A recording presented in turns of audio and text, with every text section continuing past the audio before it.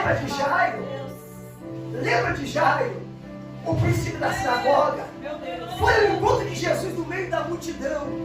E por que a Bíblia menciona apenas o nome deste homem no meio da multidão, pastor? Porque esse homem foi o único. Se mais alguém fez isso, eu não sei, porque a Bíblia não fala. Mas a Bíblia menciona que Jairo, ele se prostrou-se diante de Jesus. Olha, príncipe da sinagoga. Quem é isso, o príncipe da sinagoga? É um presbítero, é um pastor. É alguém que tinha uma responsabilidade na casa de oração. Alguém que tinha responsabilidade ministerial. Esse homem, ele era um dos príncipes da sinagoga. Se tinha alguém ali para ficar de pé diante de Jesus naquele dia, era ele. Mas não, ele larga de si o seu diabo. Ele apontou o seu lado, lança do teu seio, Senhor, e posta-se diante dele. Adora Jesus. E ele vai falar assim: Neca, minha filha está em casa moribunda, quase a morte.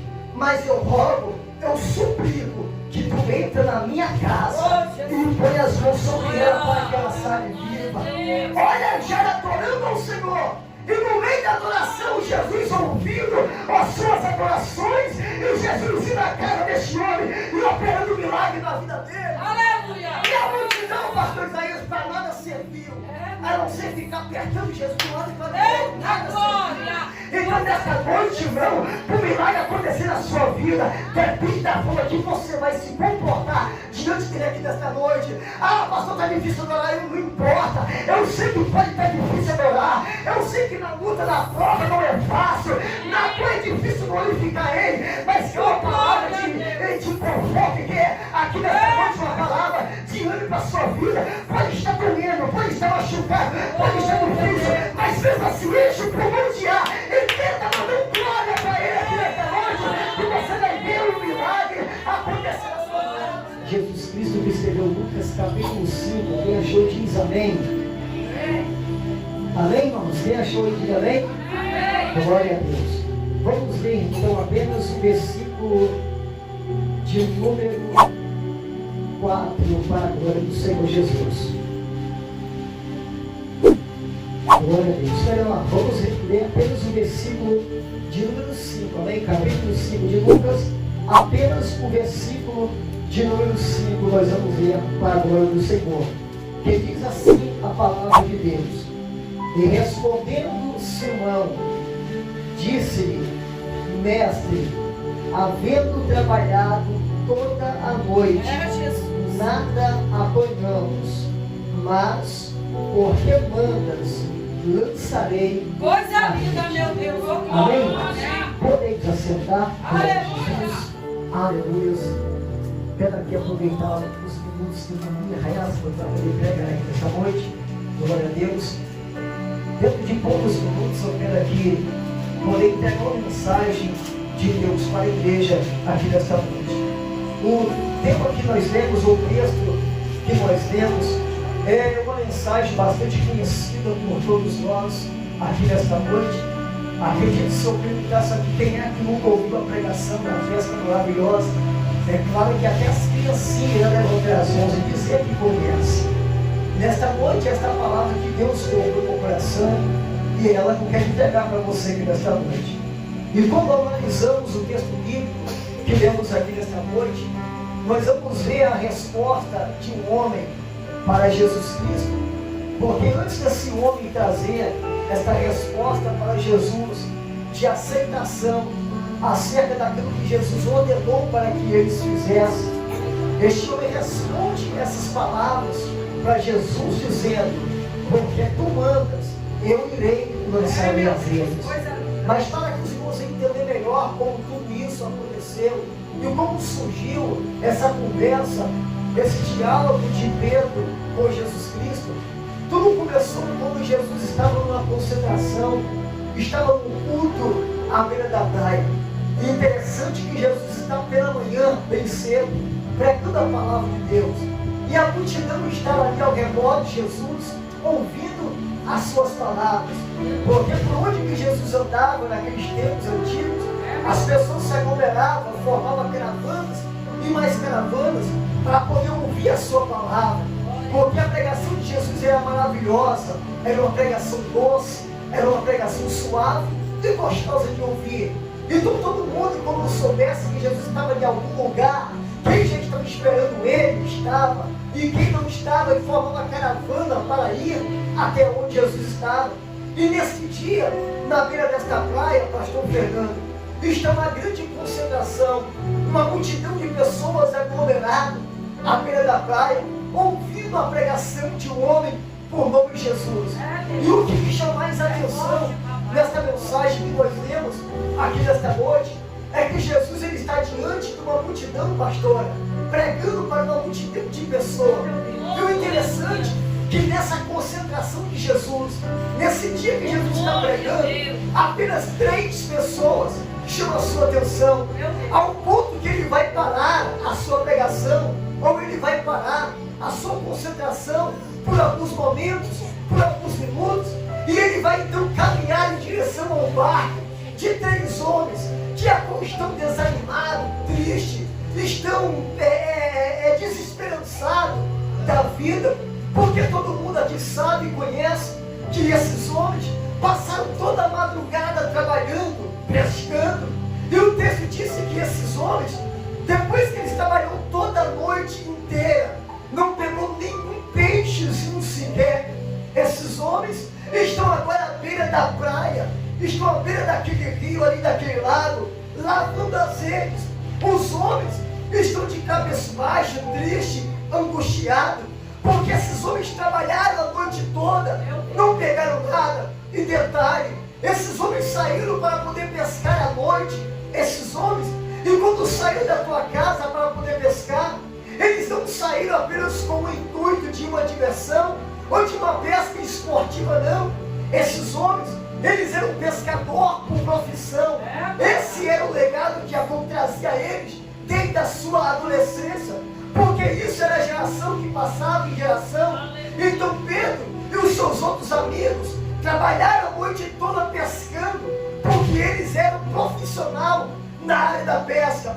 Então, quando eles saíam da sua casa para poder trabalhar, percebe-se que esses homens já saíram das suas mãos com uma responsabilidade ou com uma listragem de tudo aquilo que agora eles tinham que tentar conquistar durante a noite, porque quando eles saíram para alto mar para poder pescar, as pessoas já lhe encomendavam peixes com esses homens.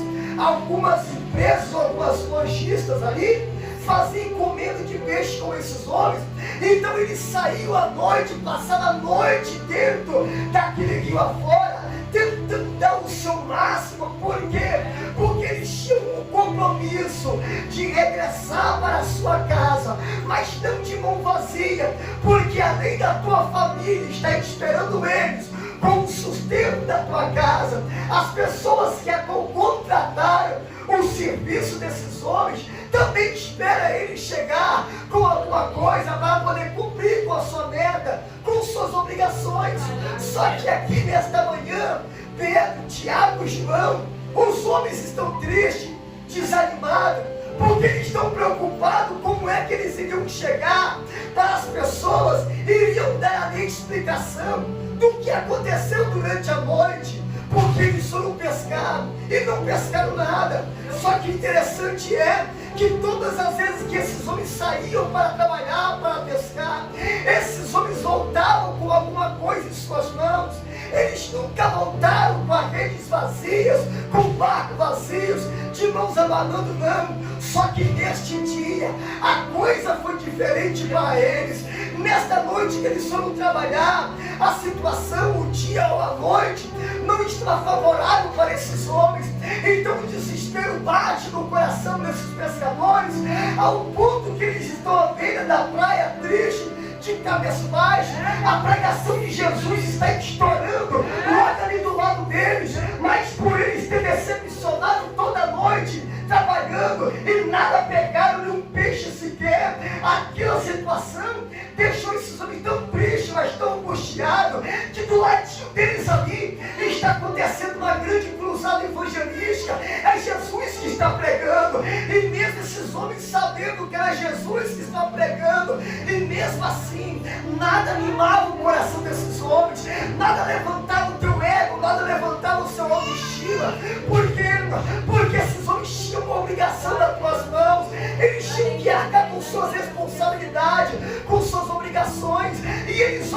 suas mãos está vazia, a rede está vazia, o barco está vazio, e os homens estão lavando as redes para ir embora para casa.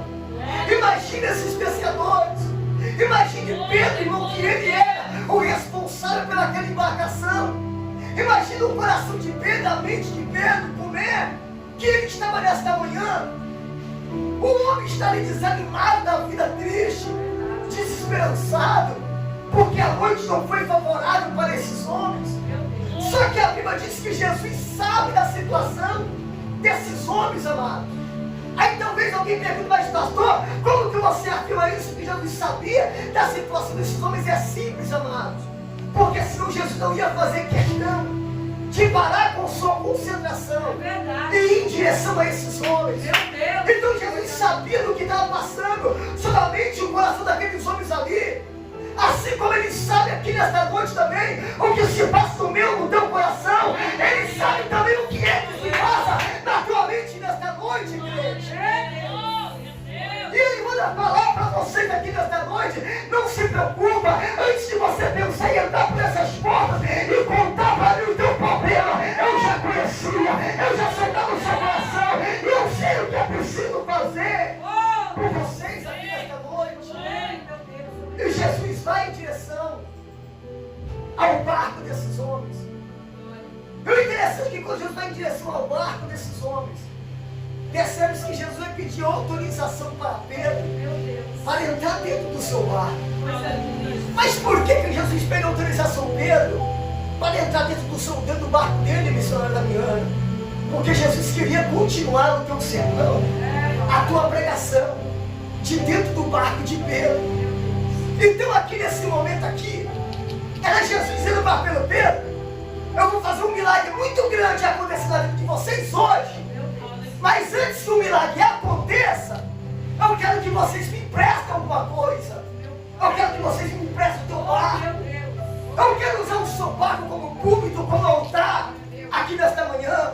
Porque de dentro do seu barco, Pedro, eu quero poder continuar o meu sermão. Eu quero poder continuar a minha pregação. Mas Jesus fez um milagre na vida de Pedro e dos seus companheiros. Jesus precisou de um barco dele emprestado. Sabe o que Deus está falando nesta noite para nós aqui? Para Ele fazer algo sobre a sua vida, a sua casa, nesta noite. Ele também está requerendo algo de você aqui nesta noite. Mas o que é, pastor, a minha oferta? É claro que não. A sua oferta é insignificativa para Ele aqui nesta noite. O que Ele quer nesta noite aqui é a sua adoração. O que Ele quer nesta noite para poder fazer um milagre acontecer na tua casa, irmão. Acontecer na tua família. Mas pastor, por que você está afirmando isso, irmão? É que é através da nossa adoração que o milagre acontece na nossa casa. Mas pastor, como que você afirma isso? É fácil. Atos 25, o que é que diz lá? Paulo e Silas, enquanto estavam presos na prisão, prisionados, os homens começaram a adorar a Deus. E após eles começarem a adorar a Deus, o que é que acontece? Terremoto desce, as prisões se abalam, e o milagre da libertação acontece na vida daqueles homens. Então é através da sua adoração que o milagre vai acontecer nesta sua casa. Aí talvez alguém pergunta, mas pastor, está difícil adorar porque a casa está vazia. Está difícil adorar porque não tem muita gente cá para nós, irmão. Cá para nós. Olha Jesus abandonando a multidão por alguns momentos. E em busca apenas de Pedro, Tiago e João. Eu aprendo uma coisa aqui, pastora, que para Deus operar um milagre na nossa vida, Ele não vai depender da multidão. Para Ele operar um milagre na nossa vida, vai depender apenas de você, amado. E como que você vai estar na presença dEle, igreja? Porque não é a multidão que vai gerar para você o teu milagre. Não é a quantidade de pessoas tendo tempo na casa que vai provocar um milagre na sua vida, não. O que vai provocar um milagre na sua vida nesta noite é a forma de que você, como vai se comportar ou se portar diante dele aqui nesta noite. Lembra de Jairo? Lembra de Jairo, o príncipe da sinagoga? Foi o encontro de Jesus no meio da multidão. E por que a Bíblia menciona apenas o nome deste homem no meio da multidão, pastora? Porque esse homem foi o único. Se mais alguém fez isso, eu não sei, porque a Bíblia não fala. Mas a Bíblia menciona aqui Jairo. Ele se prostrou-se diante de Jesus. Olha, príncipe da sinagoga. O que é isso, o príncipe da sinagoga? É um presbítero, um pastor. É alguém que tinha responsabilidade na casa de oração. Alguém que tinha responsabilidade ministerial.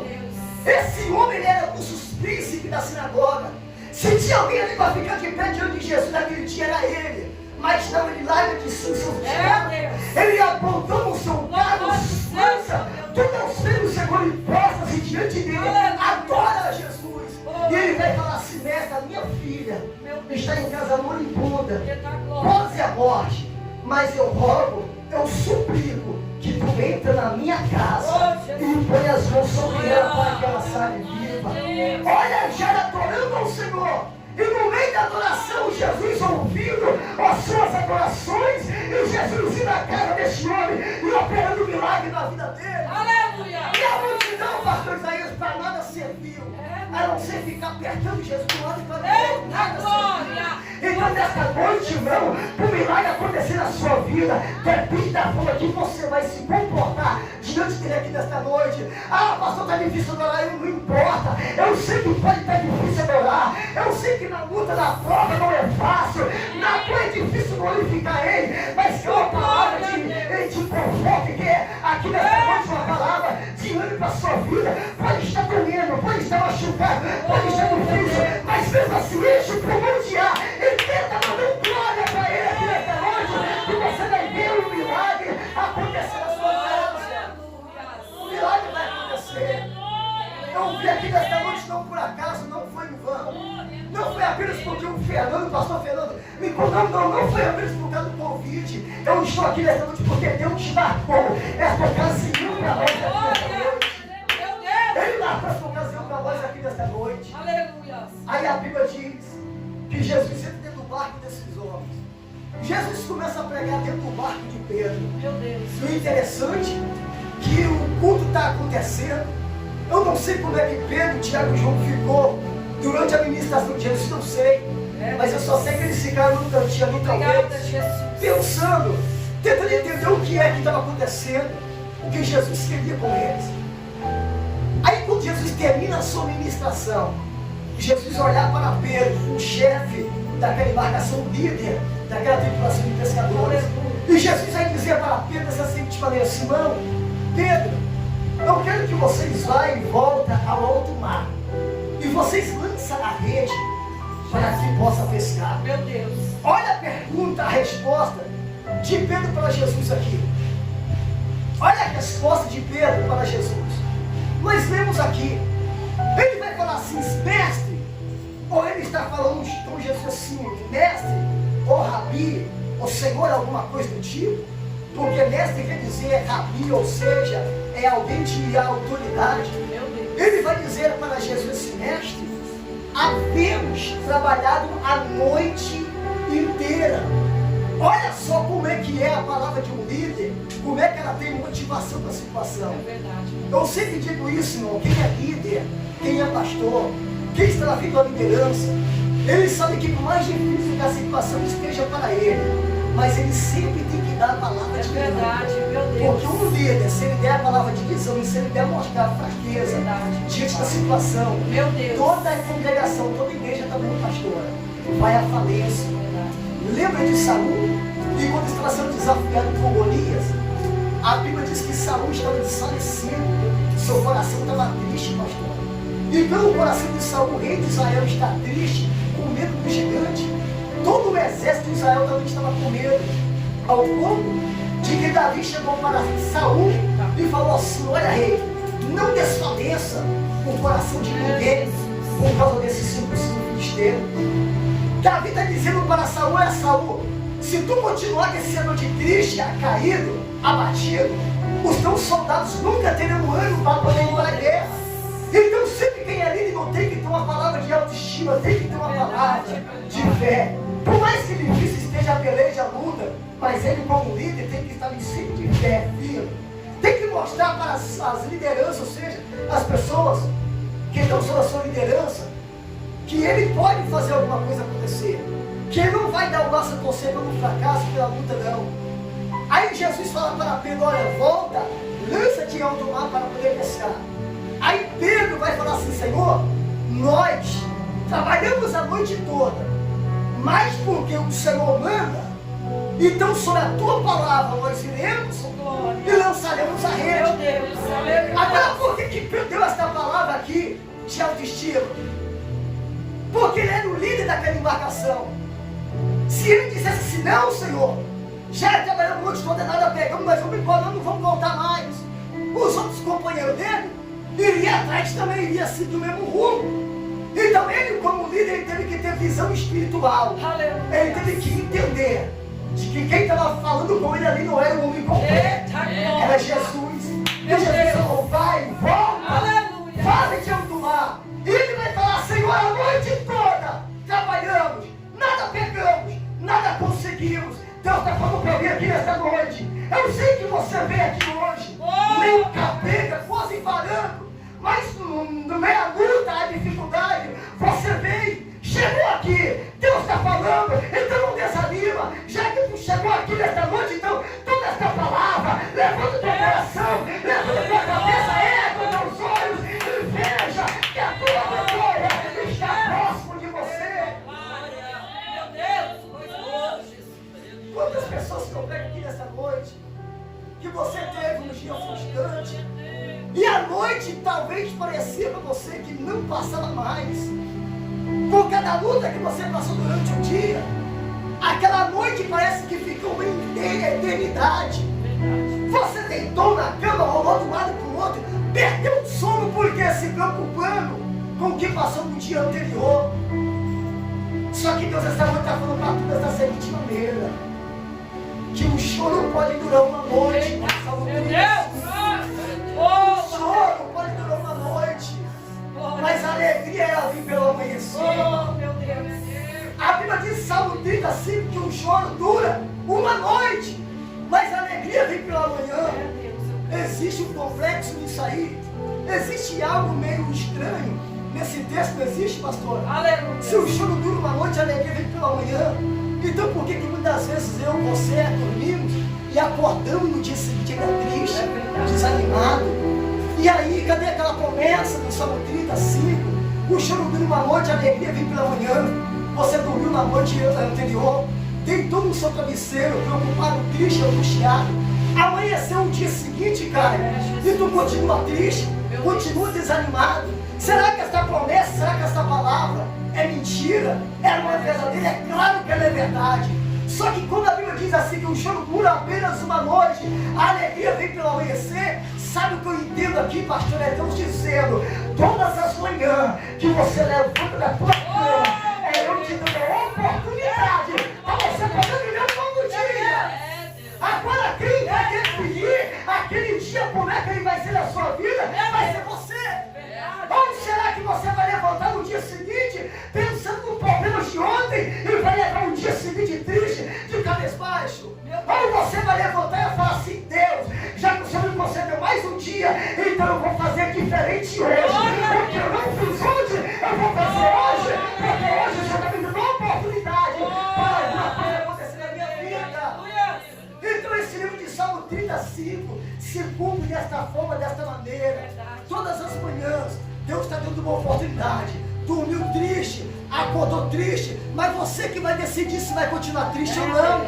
Porque a oportunidade de acordar Deus te deu. Então você que decide: não, eu vou levantar da minha cama hoje, mas eu vou viver o melhor de hoje do que de ontem. Onde meus amigos decepcionaram, onde meu patrão me falou a palavra que me frustrou e me deixou triste, mas hoje eu vou para um emprego diferente, eu vou animado.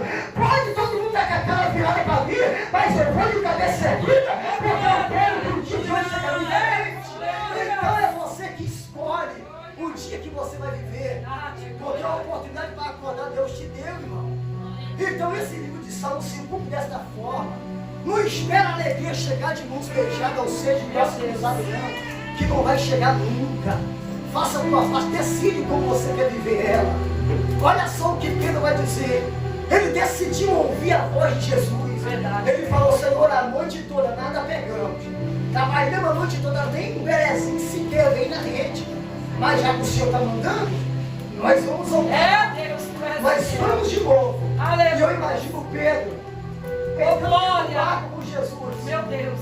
Entrando na embarcação com Jesus. E quando ele chegou num lugar lá que é onde Jesus falou assim, olha Pedro, eu quero que você lance a rede aqui. Talvez, quem sabe, talvez ele pensou assim, mas aqui nós lançamos a rede, lançamos, Tiago. Não foi aqui que nós lançamos a rede, não. Talvez alguém questionou assim. Verdade. Porque às vezes os milagres das nossas vidas, às vezes, são tão extraordinários que a gente às vezes não consegue entender aonde é que Deus está trabalhando na nossa vida.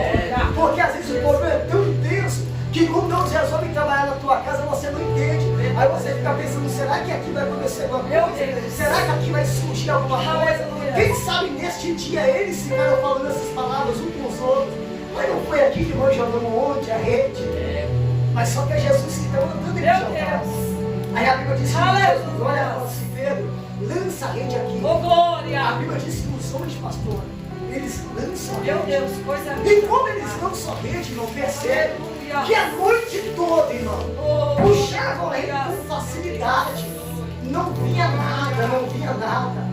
Lançava a rede, deixava ela chegar até o fundo. Deus. E puxava com toda a facilidade porque estava vazia a rede. Meu Deus. Só que nesse dia, quando Jesus mandou ele jogar a rede, ele joga. Espera a rede descer um pouco. Quando a rede desce, eu imagino Jesus falando, Pedro, pode puxar agora. Eu imagino Pedro metendo a mão na rede e puxando, irmão. Eu imagino Pedro fazendo aquela força e não conseguindo subir a rede para cima, irmão. Aí vem Pedro, vem Tiago, João, ajuda ele a puxar. E mesmo assim, os três puxando a rede, não estava conseguindo, pastor. Colocar a rede para cima da embarcação, não estava conseguindo. Meu Deus. Porque, meu irmão Caio, a pesca foi tão maravilhosa. É por isso que o texto aqui da mensagem, o cabeçalho aqui da mensagem, fala a pesca maravilhosa. Meu Deus. Foi tão maravilhosa a pesca que na noite toda os homens não pegou nem meia dúzia de peixe. Agora pela manhã, com a palavra de Jesus, os homens lançam a rede e pegam peixe. Vamos se correr da noite toda. Uma noite que eles não conseguiram, em uma manhã, apenas com uma palavra de Jesus, Meu Deus. eles conseguem pegar o dobro do peixe que era para ter pegado na noite. E eles estão puxando com muita dificuldade, não estão aguentando. E o texto diz que o barco ia quase a pique. Aí a Bíblia vai dizer que eles olham para o lado, tem outros barquinhos também. Irmão, a bênção foi tão grande que precisou dele chamar os amigos que estão do lado. Tu está entendendo, crente? Eu estou falando aqui nessa noite para quem acredita, irmão.